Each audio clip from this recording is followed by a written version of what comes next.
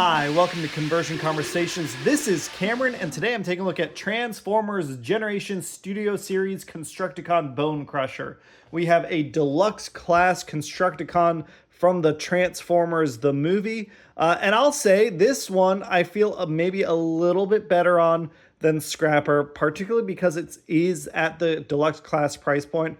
I think I understand what Hasbro's doing here. They're giving us 2 Deluxes, 2 Voyagers, and then we've got the 2-pack. And that way they're distributing the price of Devastator across the 6 toys, even if they're not all the same size class.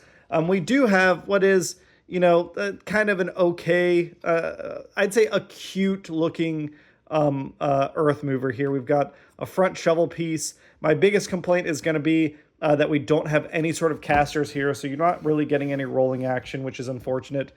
He is, just like Scrapper, a little on the pale side. I think, again, recognizing that this is accurate to the screen, the treads, I guess, are green because they need to be green in robot mode for the legs. Unfortunately, that means he does come across very plain. He's got the Decepticon symbol up front. He's got some purple paint here. He's got a very simple like canopy piece here. And that's really it, just the tiniest bits of silver. This piece does move up and down, so we do at least have that.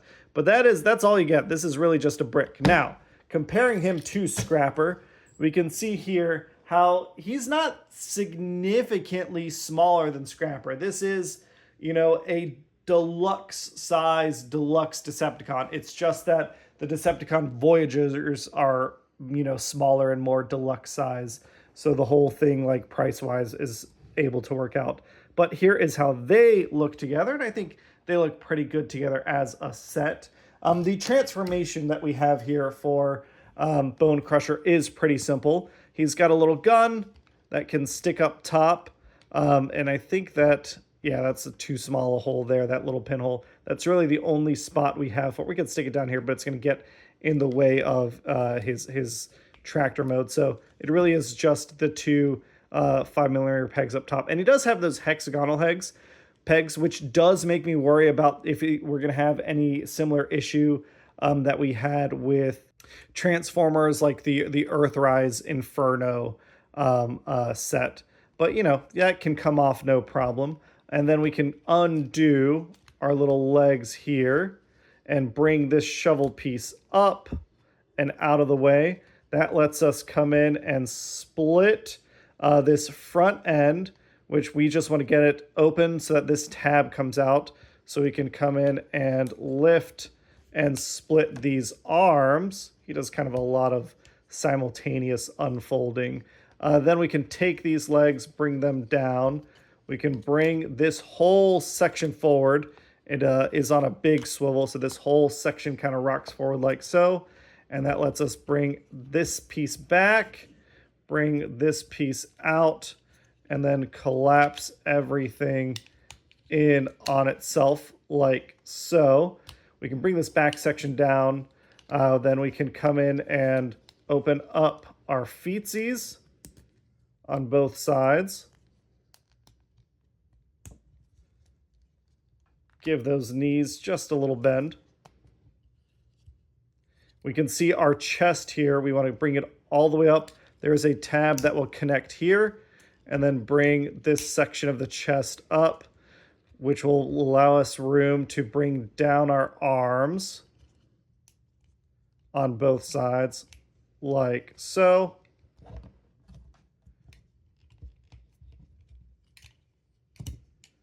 And obviously that piece, there we go.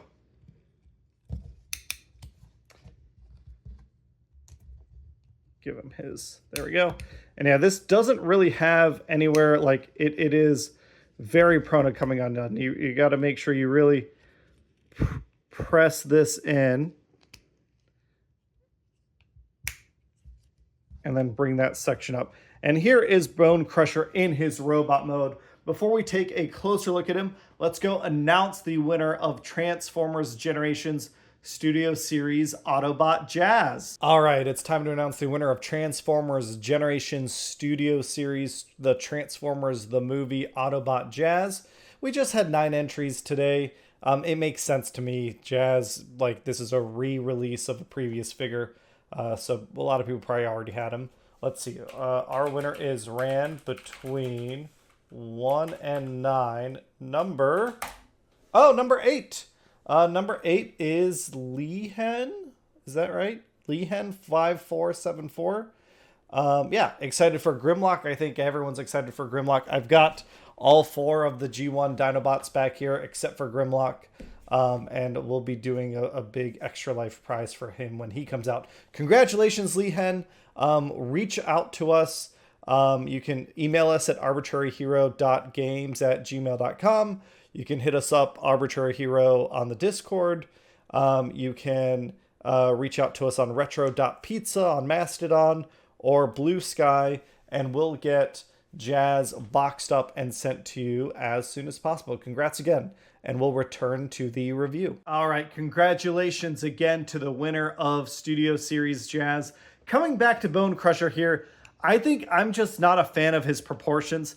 I didn't love Combiner Wars Bonecrusher either, but this does feel like a weaker design than the Combiner Wars version. In terms of articulation, we have this head is on a platform, which means it can mostly swivel. It can't really get us any meaningful wiggle, which is really, really unfortunate. There's no tilt here. It is a nice enough looking head sculpt, but it's kind of monotonous in its like facial expression, and the lack of expression in the neck really feels like it limits the characterful emoting that you could get out of the toy. You can go 360 on the arms. They go out only that far, unfortunately. There is a swivel in that, not there. The ball joints are really tight here, but there is a swivel in this ball joint. There's no other arm articulation other than that swivel.